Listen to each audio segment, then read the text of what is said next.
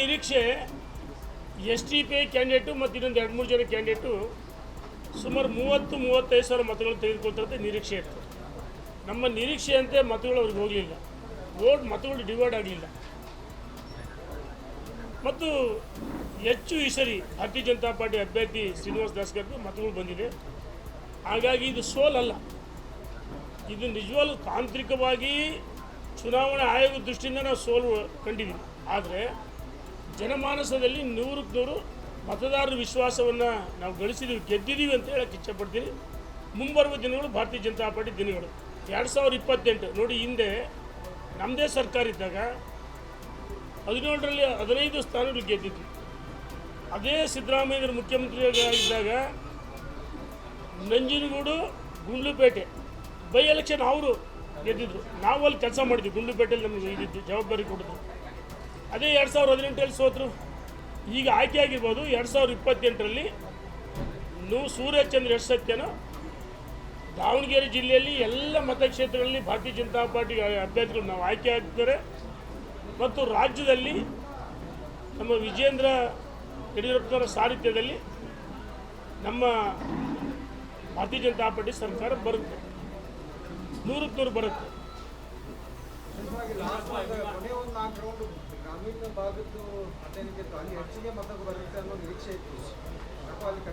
ನೋಡೋಣ, 5,000 ಮತಗಳು ಬರ್ತವಂತೆ ನಿರೀಕ್ಷೆ ಇತ್ತು. ಆದರೆ ಯಾರ ಬಗ್ಗೆನೂ ಅನುಮಾನ ಇಲ್ಲ, ಪ್ರತಿಯೊಬ್ಬ ಕಾರ್ಯಕರ್ತರು ಕೆಲಸ ಮಾಡಿದ್ದಾರೆ. ಈಗ ಚುನಾವಣೆ ಸೋಲು ಗೆಲುವು ಸಹಜ, ಸೋಲೇ ಗೆಲುವಿನ ಮೆಟ್ಟಿಲು. ಅಜಯ್ ಕುಮಾರ್ ಸೋತಿದ್ರು, ಕೆಲಸ ಮಾಡಲಿಲ್ವಾ? ಹಾಗಾಗಿ 100ಕ್ಕೆ 100 2028ರಲ್ಲಿ ನಾವು ಗೆಲ್ತೀವಿ. ಗ್ರಾಮೀಣ ಭಾಗದಲ್ಲಿ ಸ್ವಲ್ಪ ಮತಗಳು ಕಡಿಮೆ ಆಗಿದೆ, ಅದು 1600 ಮತಗಳು ನಮಗೆ ಲೀಡ್ ಆಗಿದೆ. ಅದು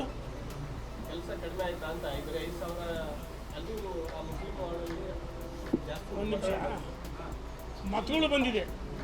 ನಮ್ಮ ನಿರೀಕ್ಷೆ ಇನ್ನೊಂದು 2-3 ಸಾವಿರ ಮತಗಳು ಬಂದು 3,000 ಮತಗಳು ಬಂದರೆ ಗೆಲ್ತಿದ್ವಿ. ವ್ಯತ್ಯಾಸ ಆಗುತ್ತೆ, ರಾಜಕಾರಣದಲ್ಲಿ ಸಹಜ. ಹಣಬಲ, ತೋಳ್ಬಲ ಎಲ್ಲವೂ ಇರುತ್ತೆ. ಮತ್ತು ಗ್ಯಾರಂಟಿಗಳು ಚುನಾವಣೆ ಬಂದಾಗಲೇ ಅವ್ರಿಗೆ ಗ್ಯಾರಂಟಿಗಳು ನೆನಪಾಗುತ್ತೆ. ನಮ್ಮ ಅಧ್ಯಕ್ಷ ZPTP ಇದ್ದರು.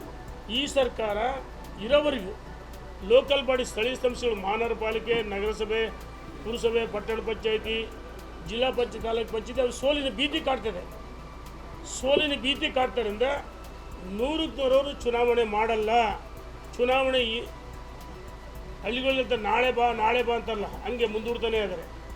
ಯಾಕೆ ಜನರ ಮನಸ್ಸವರು ವಿಶ್ವಾಸ ಗಳಿಸಿಲ್ಲ. ನೋಡಿ ಎಷ್ಟು ಕ್ರಾಸಿಂದ ಗೆದ್ದದ್ರಲ್ಲಿ ದಾವಣಗೆರೆ ದಕ್ಷಿಣ. ಹಾಗಾಗಿ ಜನಾದೇಶ ನಮ್ಮ ಪರವಾಗಿದೆ. ಬಂದಿದೆಯಲ್ಲ, ಎಲ್ಲಿ ಕೈ ಕೊಡುವ ಬಂದಿದೆ. ಈಗ ಚುನಾವಣೆದ ಸಣ್ಣ ಪುಟ್ಟ ವ್ಯತ್ಯಾಸಗಳು ಆಗಿರ್ತವೆ. ಎಲ್ಲೂ ಮತದಾರರು ನಮ್ಮನ್ನು ಕೈ ಬಿಟ್ಟಿಲ್ಲ. ನಾವು ಹೇಳಿದ್ವಲ್ಲ, ಹಣಬಲ, ತೋಳ್ಬಲ, ಸುಳ್ಳಿನ ಭರವಸೆಗಳು, ಹಾಗೆ ಸ್ವಲ್ಪ ವ್ಯತ್ಯಾಸ ಆಗಿರುತ್ತೆ ಅಷ್ಟೇ. ಅದ್ರ ಕಾರ್ಯಕರ್ತರು, ಮುಖಂಡರು ಪ್ರತಿಯೊಬ್ಬರು ಕೆಲಸ ಮಾಡಿದ್ದಾರೆ. Thank you.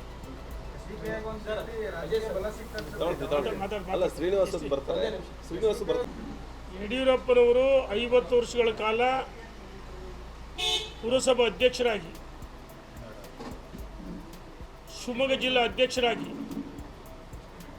ರಾಜ್ಯ ಭಾರತೀಯ ಜನತಾ ಪಾರ್ಟಿಯ 4 ಬಾರಿ ಅಧ್ಯಕ್ಷರಾಗಿ, ಒಮ್ಮೆ ರಾಷ್ಟ್ರೀಯ ಉಪಾಧ್ಯಕ್ಷರಾಗಿ, 7 ಬಾರಿ ಶಾಸಕರಾಗಿ, ಒಮ್ಮೆ ವಿಧಾನ ಪರಿಷತ್ ಸದಸ್ಯರಾಗಿ, ಒಂದು ಬಾರಿ ಲೋಕಸಭಾ ಸದಸ್ಯರಾಗಿ, ಉಪಮುಖ್ಯಮಂತ್ರಿಯಾಗಿ, ಮುಖ್ಯಮಂತ್ರಿಗಳಾಗಿ ಈ ರಾಜ್ಯದಲ್ಲಿ ನೊಂದವರ ಧ್ವನಿಯಾಗಿ ಕೆಲಸ ಮಾಡಿದ್ದಾರೆ. ಕೃಷಿ ಬಜೆಟ್ ಮಂಡಿಸಿದರು. ಭಾಗ್ಯಲಕ್ಷ್ಮಿ ಮಹಿಳೆಯರಿಗೆ ವಿಶೇಷವಾಗಿ ಭಾಗ್ಯಲಕ್ಷ್ಮಿ, ಬಾಲಿಕೆಯರಿಗೆ ಬೈಸ್ಕಲ್ಲು, ಲೋಕಲ್ ಬಾಡೀಸಲ್ಲಿ 50% ಮೀಸಲಾತಿ ಕೊಟ್ಟಂಥವ್ರು. ಅಣ್ಣ ಬಸವಣ್ಣ ಅಂಬೇಡ್ಕರ್ ಯಾವ ರೀತಿ ಆಡಳಿತವನ್ನು ಮಾಡಿದ್ರು, ಅದೇ ಮಾದರಿ ಯಡಿಯೂರಪ್ಪ ಉತ್ತಮ ಆಡಳಿತ ಮಾಡಿ 50 ವರ್ಷಗಳ ಕಾಲ ಸುದೀರ್ಘ ರಾಜಕಾರಣದಲ್ಲಿದ್ದಾರೆ. ಅವರ ಅಭಿಮಾನೋತ್ಸವವನ್ನು ಅವರ ಕುಟುಂಬ ಸದಸ್ಯರು ಮಾಡ್ತಾ ಇಲ್ಲ. ಯಡಿಯೂರಪ್ಪನವರ ಕುಟುಂಬ ಸದಸ್ಯರು ಯಾರೂ ಮಾಡ್ತಾ ಇಲ್ಲ. ಇದಕ್ಕೂ ಅವ್ರ ಸಂಬಂಧ ಇಲ್ಲ. ನಾವೆಲ್ಲ ಕಾರ್ಯಕರ್ತರು, ಮುಖಂಡರುಗಳು ಮತ್ತು ನಾಡಿನ ರೈತ ಬಂಧುಗಳು, ಮಹಿಳೆಯರು ಒಳಗೊಂಡಂತೆ ಅಭಿಮಾನೋತ್ಸವ ಕಾರ್ಯಕ್ರಮನ ನಾವು ಅಭಿಮಾನಪೂರ್ವಕವಾಗಿ ಅವರಿಗೆ ಸಮರ್ಪಣೆಯನ್ನು ಮಾಡ್ತಾಯಿದ್ದೀವಿ. ಭಾಳ ದೊಡ್ಡ ಸಂಖ್ಯೆಯಲ್ಲಿ 10 ಲಕ್ಷ ಜನ ನಾಡಿನ ಎಲ್ಲ ಭಾಗದಲ್ಲಿ ನಮ್ಮ ಚಾಣಕ್ಯ ಅಮಿತ್ ಶಾ ಬರ್ತಾರೆ, ಕೇಂದ್ರ ಸಚಿವರುಗಳು ಬರ್ತಾರೆ. ಈ ನಾಡಿನ ಎಲ್ಲ ರೈತ ಬಂಧುಗಳಲ್ಲಿ, ಎಲ್ಲ ವರ್ಗದ ಬಂಧುಗಳಲ್ಲಿ ವಿನಂತಿ ಮಾಡ್ತೀವಿ, ಸ್ವಯಂ ಪ್ರೇರಿತ ಬರಬೇಕು.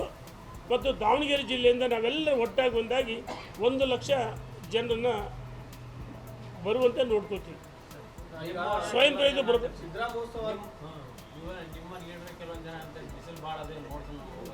ನೋಡೋಣ, ಭಾರತೀಯ ಜನತಾ ಪಾರ್ಟಿಗೆ ಹೋರಾಟಗಳು ಹೊಸ್ತಲ್ಲ. ಚಳಿ, ಮಳೆ, ಬಿಸಿಲು ಲೆಕ್ಕಿಸದ ಹೋರಾಟವನ್ನು ಮಾಡಿದಂಥ ನಮ್ಮ ಜೀವನಗಳಲ್ಲಿ. ಯಡಿಯೂರಪ್ಪ ಅಂದರೆ ಬರಿಗಾಲಲ್ಲಿ, ಜೈಲು, ಪಾದಯಾತ್ರೆ, ಅವ್ರ ಜೊತೆ ನಾವೆಲ್ಲ ನೋಡಿದ್ದೀವಿ ಹತ್ತರಿಂದ. ನೋಡೋಣ, ಈಗ ಮಾಧ್ಯಮ ಸ್ನೇಹಿತರು ನೀವು ನಮಗೆ ಪ್ರಶ್ನೆ ಯಾವ ರೀತಿ ಅಂದರೆ ಇನ್ನು ನಮ್ಮನ್ನು ಎಲ್ಲ ಒಂದು ಕಡೆ ಪ್ರವೋಕ್ ಮಾಡೋಕ್ಕೆ ನೋಡ್ತಾ ಇದ್ದೀರಿ. ಯಾವುದೇ ಕಾರಣಕ್ಕೂ ಮಾಧ್ಯಮ ಸ್ನೇಹಿತರು ವಿನಂತಿ ಮಾಡ್ತೀನಿ, ಸುಡು ಬಿಸಿಲನ್ನು ಲೆಕ್ಕಿಸದೆ, ಚಳಿ ಮಳೆಯನ್ನು ಲೆಕ್ಕಿಸದೆ ಹೋರಾಟವನ್ನು ಮಾಡಿದಂಥವ್ರು ಭಾರತೀಯ ಜನತಾ ಪಾರ್ಟಿಯವರು. ರಸ್ತೆಯಲ್ಲಿ ಊಟ ಮಾಡಿ, ರಸ್ತೆಯಲ್ಲಿ ತಿಂದು, ರಸ್ತೆಯಲ್ಲಿ ಮಲಗಿದಂಥವರು ಎಲ್ಲರೂ ಪಾಲ್ಗೊಳ್ತಾರೆ, ಅವರಿವರನ್ನದೇ. ನೋಡೋಣ, ಈಗ ಸಿದ್ದರಾಮೋತ್ಸವ ಅಂತೇಳ ಅವರ ವರ್ಷನೇ ಬೇರಾಗಿತ್ತು. ಇಲ್ಲಿ ಪಕ್ಷಾತೀತವಾಗಿ ನಾಡಿನ ಎಲ್ಲ ಮಠಾಧೀಶರು, ಅರಗುರು, ಚರಮೂರ್ತಿಗಳು ಪಾಲ್ಗೊಳ್ತಾರೆ. ಅವರು ಪೊಲಿಟಿಕಲಿ ಪ್ರೋಗ್ರಾಮ್ ಮಾಡಿದ್ರು. ನಾವು ರಾಜಕೀಯೇತರ ಕಾರ್ಯಕ್ರಮ ಅಭಿಮಾನಪೂರ್ವಕ ಅಭಿನಯಿಸ್ತೀವಿ. ಧನ್ಯವಾದಗಳು. If you like this video, ಬೇಗ ಲೈಕ್ ಮಾಡಿ, ಕಾಮೆಂಟ್ ಮಾಡಿ, ಶೇರ್ ಮಾಡಿ ಹಾಗೂ ಯೋಯೋ ಟಿವಿ ಕನ್ನಡವನ್ನು ಸಬ್ಸ್ಕ್ರೈಬ್ ಮಾಡಿ.